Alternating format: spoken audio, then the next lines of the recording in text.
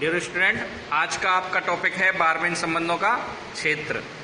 तो आज हम देखेंगे कि बार बेंच संबंधों का प्रभाव न केवल न्यायाधीश और अधिवक्ता तक ही सीमित है, अपितु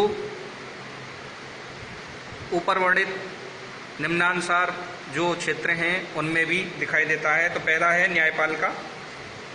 तो न्यायपालिका में चाहे सर्वोच्च न्यायालय के न्यायाधीश हों, चाहे उच्च न्यायालय के हों, चाहे अधीनस्थ न्यायालय के हों, तो उनमें मिनिमम जो क्वालिफिकेशन है वो विधि स्नातक की ही होती है। और बहुत सी, जैसे चाहे हाई कोर्ट के जज हों, चाहे सुप्रीम कोर्ट के जज हों, जैसा कि आपको पता है ये कॉलेजियम सिस्टम से बनते हैं, तो वहाँ भी बार बेंच संबंध ही महत्वपूर्ण भूमिका अदा करते हैं। दूसरा है न्यायाधिकरण। विभिन्न प्रकार के न्यायाधिकरण जो केंद्र और राज्यों के अधीन गठित किए जाते हैं, उन पर भी बार बेंच संबंधों का प्रभाव पड़ता है। फिर आता है सरकार।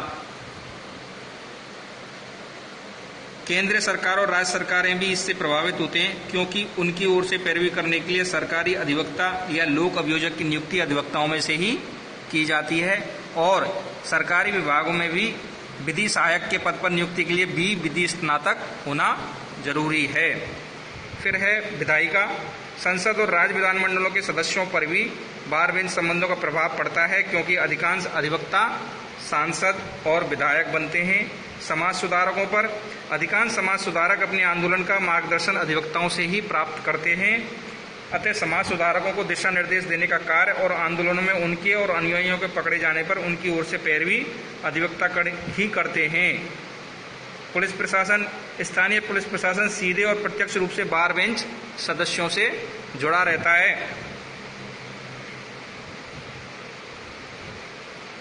अतः पुलिस प्रशासन का प्रत्येक सदस्य न्यायालय और अधिवक्ता के क्रियाकलापों से प्रभावित होता है। सामान्यतः प्रत्येक दंडिक कार्रवाई पुलिस रिपोर्ट पर आधारित होती है, जिसका इन्वेस्टिगेशन पुलिस प्रशासन करता है।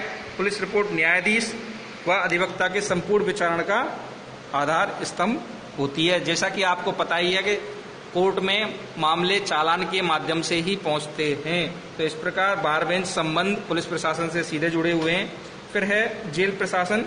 बार बेंच संबंधों का प्रभाव जेल प्रशासन पर भी पड़ता है। कैदी को, जैसे कैदी को जमानत पर छोड़ना, पुनः गिरफ्तार करना, पुनः गिरफ्तार कर जेल भेजना, कैदी का इलाज सही हो रहा है या नहीं, उसे चिकित्सालय में भर्ती कराना, दोष मुक्ति व दोष सिद्धि पर जेल में रखने व छोड़ने के आदेशों की पालना करना आदि निर्णय और उनकी क्रियान्विति न्यायाधीशों व अधिवक्ताओं के आचरण पर ही निर्भर करती है।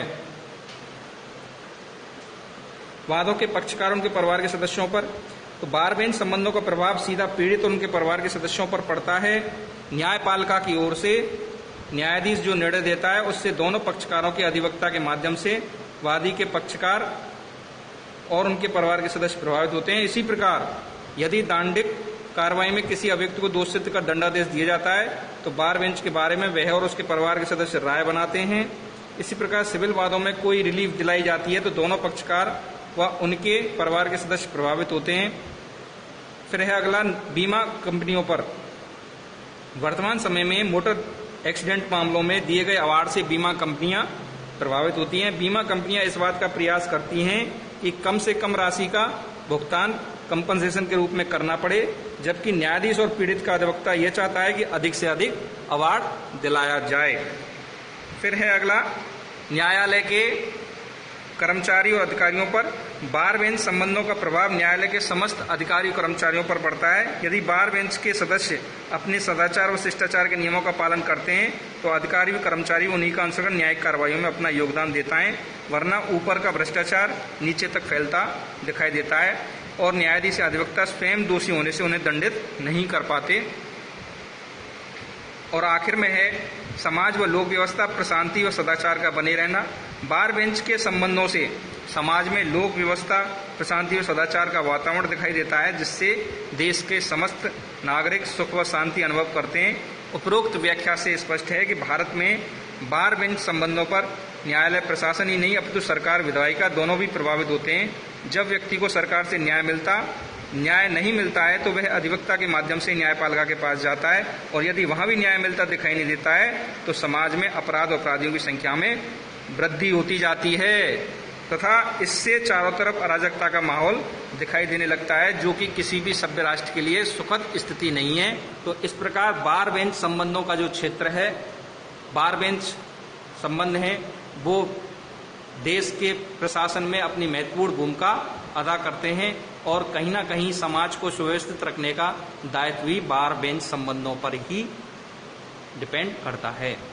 तो आपका आज का ये टॉपिक पूरा हो गया है, बाकी का अगला टॉपिक कल कराएंगे।